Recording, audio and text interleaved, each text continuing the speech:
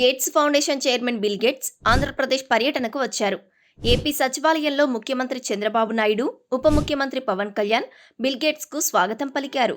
పరిపాలనలో టెక్నాలజీ వినియోగం, వివిధ రంగాల్లో ఏపీతో కలిసి పనిచేసే అవకాశాలపై బిల్ గేట్స్ బృందంతో ముఖ్యమంత్రి చంద్రబాబు నాయుడు, మంత్రులు చర్చించనున్నారు.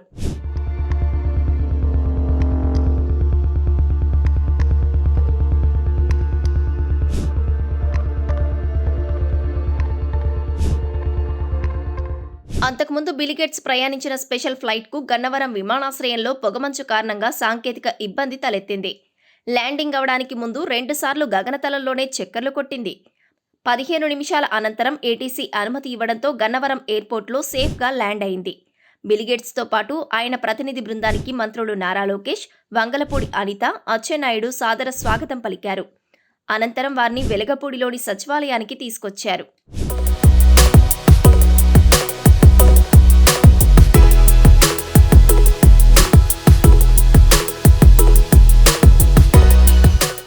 సచివాలయం వద్ద ముఖ్యమంత్రి Chandrababu, deputy CM Pawan Kalyan Bill Gates కు స్వాగతం పలికారు.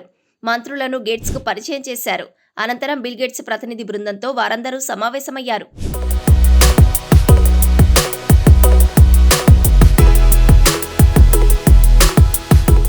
విద్య, వైద్యం, వ్యవసాయం లాంటి కీలక రంగాల్లో గేట్స్ ఫౌండేషన్ భాగస్వామ్యాన్ని మరింత విస్తరించడంపై ఈ సమావేశంలో చర్చించనున్నారు.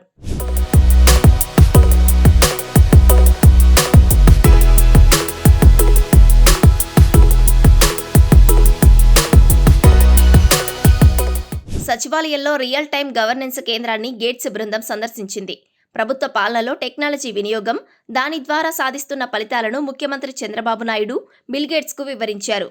స్వర్ణాంధ్ర విజన్ 2047 లక్ష్యాలు, వివిధ రంగాల్లో చేపట్టిన సంస్కరణలపై చంద్రబాబు ప్రజెంటేషన్ ఇవ్వనున్నారు.